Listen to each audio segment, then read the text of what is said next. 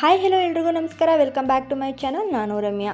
ಇವತ್ತಿನ ಒಂದು ರೆಸಿಪಿ ಸಿಂಪಲ್ಲಾಗಿ ಬ್ರೇಕ್ಫಾಸ್ಟ್ಗೆ ಮಾಡ್ಕೊಳ್ಳುವಂತಹ ಗೀ ರೈಸು. ಇದು ಹೇಗೆ ಮಾಡೋದು ಅಂತ ನೋಡೋಣ ಬನ್ನಿ.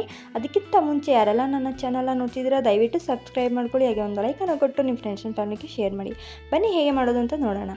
ಇಲ್ಲಿ ನಾನು ಒಂದು 10ರಿಂದ 15 ಗೋಡಂಬಿನ ತೊಗೊಂಡಿದ್ದೀನಿ. ಹಾಗೆ ಜೀರಿಗೆ, ಸೋಂಪು, ಚಕ್ಕೆ, 2 ಏಲಕ್ಕಿಕಾಯಿ, ಹಾಗೆ ಲವಂಗ, ಹಸಿಮೆಣಸಿನ್ಕಾಯಿ ಒಂದು 5ರಿಂದ 6, ಈರುಳ್ಳಿ 2, ಹಾಗೆ ಟೊಮೊಟೊ 2, ಕಾಯಿನ ರುಬ್ಬಿಟ್ಕೊಂಡಿದ್ದೀನಿ, ಎಣ್ಣೆ, ರುಚಿಗೆ ತಕ್ಕಷ್ಟು ಉಪ್ಪು, ಹಾಗೆ ತುಪ್ಪ. ಇದನ್ನೆಲ್ಲ ರೆಡಿ ಮಾಡಿ ಇಟ್ಕೊಂಡು ನಾವೀಗ ಒಂದು ಕುಕ್ಕರ್ನ ಇಟ್ಟು ಸ್ವಲ್ಪ ಕಾದ ನಂತರ ನಾವಿಲ್ಲಿ ತುಪ್ಪ ಮತ್ತು ಎಣ್ಣೆನ ಹಾಕ್ಕೊಂಡು ಸ್ವಲ್ಪ ಚೆನ್ನಾಗಿ ಕಾಯಿಸ್ಕೋಬೇಕಾಗುತ್ತೆ.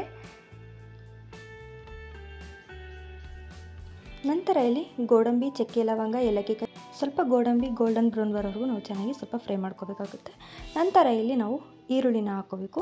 ಈರುಳ್ಳಿ ಹಾಗೆ ಹಸಿಮೆಣಸಿನ್ಕಾಯಿನ ಸೇರಿಸಿ ಚೆನ್ನಾಗಿ ಸ್ವಲ್ಪ ಹಸಿ ವಾಸನೆ ಹೋಗೋವರೆಗೂ ಚೆನ್ನಾಗಿ ಇದನ್ನು ಫ್ರೈ ಮಾಡ್ಕೋಬೇಕಾಗುತ್ತೆ. ಈ ರೀತಿಯಾಗಿ ಚೆನ್ನಾಗಿ ಹಸಿ ವಾಸನೆ ಹೋಗೋವರೆಗೂ ನಾವು ಫ್ರೈ ಮಾಡ್ಕೊಂಡ ನಂತರ ಮಾಡೋದ್ರಿಂದ ಅಡುಗೆ ತುಂಬ ರುಚಿಯಾಗಿ ಬರುತ್ತೆ. ನೆಕ್ಸ್ಟು ನಾನಿಲ್ಲಿ 2 ಲೋಟದಷ್ಟು ಅಕ್ಕಿನ ಚೆನ್ನಾಗಿ ತೊಳೆದು ಒಂದು 10 ನಿಮಿಷ ನಾನು ನೆನೆಸಿ ಇಟ್ಕೊಂಡಿದ್ದೀನಿ. ಈ ರೀತಿ ಅಕ್ಕಿನ ತೊಳೆದು ನೆನೆಸಿಟ್ಕೊಂಡು ಮಾಡೋದ್ರಿಂದ ತುಂಬಾ ಸಾಫ್ಟಾಗಿ ಬರುತ್ತೆ ಅನ್ನ, ಹಾಗಾಗಿ ನಾವು ಈ ರೀತಿ ಮಾಡ್ಕೋತೀವಿ. ನೆಕ್ಸ್ಟು ಶುಂಠಿ ಬೆಳ್ಳುಳ್ಳಿ ಪೇಸ್ಟ್ನ ಹಾಕಿ ಮತ್ತೊಮ್ಮೆ ನಾವು ಚೆನ್ನಾಗಿ ಫ್ರೈ ಮಾಡ್ಕೋಬೇಕು. ಇದು ಕೂಡ ಹಸಿ ವಾಸನೆ ಹೋಗೋವರೆಗೂ ನಾವು ಚೆನ್ನಾಗಿ ಫ್ರೈ ಮಾಡ್ಕೋಬೇಕಾಗುತ್ತೆ. ಈ ರೀತಿ ನಾವು ಚೆನ್ನಾಗಿ ಫ್ರೈ ಮಾಡ್ಕೊಂಡು ಮಾಡೋದ್ರಿಂದ ಅಡುಗೆ ತುಂಬ ರುಚಿಯಾಗಿ ಬರುತ್ತೆ. ಹಾಗೆ ಇಲ್ಲಿ ನಾನು 2 ಟೊಮೊಟೊ ಹಣ್ಣನ್ನ ಕಟ್ ಮಾಡ್ಕೊಂಡಿರೋದನ್ನ ಹಾಕ್ತಾಯಿದ್ದೀನಿ. ಇದು ಅಷ್ಟೇ ಚೆನ್ನಾಗಿ ಅದರಲ್ಲೇ ಹಸಿ ವಾಸನೆ ಹೋಗೋವರೆಗೂ ಚೆನ್ನಾಗಿ ಫ್ರೈ ಮಾಡಿಕೊಂಡು ಸ್ವಲ್ಪ ಚೆನ್ನಾಗಿ ಸಾಫ್ಟಾಗಿ ಬೇಯೋವರೆಗೂ ನಾವು ಈಗ ಹುರ್ಕೋಬೇಕಾಗುತ್ತೆ. ನೆಕ್ಸ್ಟು ರುಚಿಗೆ ತಕ್ಕಷ್ಟು ಉಪ್ಪು, ಇದನ್ನು ಸೇರಿಸಿ ಮತ್ತೊಮ್ಮೆ ಚೆನ್ನಾಗಿ ಮಿಕ್ಸ್ ಮಾಡ್ಕೋಬೇಕು. ಈ ರೀತಿ ನಾವು ಹಂತವಾಗಿ ನಾವು ಈ ರೀತಿ ತರಕಾರಿಗಳನ್ನ ಫ್ರೈ ಮಾಡಿದ್ರೆ ತುಂಬ ಚೆನ್ನಾಗಿ ರುಚಿ ಬರುತ್ತೆ ಅಡುಗೆ. ನೆಕ್ಸ್ಟು ನಾನಿಲ್ಲಿ ಕಾಯಿನ ರುಬ್ಬಿಟ್ಕೊಂಡಿದ್ನಲ್ಲ ಅದನ್ನೆಲ್ಲನೂ ಹಾಕೊಬಿಡ್ತಿದ್ದೀನಿ. ಕಾಯಿ ಹಾಲು ಹಾಕ್ತಿಲ್ಲ ನಾನಿಲ್ಲಿ, ಕಾಯಿ ಪೂರ್ತಿ ಹಾಕೋತಾ ಇದ್ದೀನಿ. ನೆಕ್ಸ್ಟು ಇಲ್ಲಿ ಅಕ್ಕಿನ ನೆನೆಸಿಟ್ಕೊಂಡಿದ್ನಲ್ಲ ಅದನ್ನು ಕೂಡ ಹಾಕೋತಾ ಇದ್ದೀನಿ.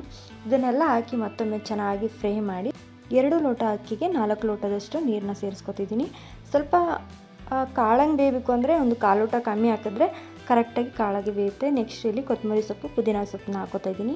ಇದನ್ನು ಹಾಕೋದ್ರಿಂದ ತುಂಬಾ ಚೆನ್ನಾಗಿರುತ್ತೆ ಅನ್ನ. ಇದಕ್ಕೆ ಯಾವುದೇ ರೀತಿ ಚಟ್ನಿ ಆಡಿಸೋ ಅವಶ್ಯಕತೆ ಇಲ್ಲ, ಕುರ್ಮಾನೂ ಬೇಡ, ಹಂಗೆ ತಿನ್ಕೋಬೋದು, ಅಷ್ಟು ಚೆನ್ನಾಗಿರುತ್ತೆ.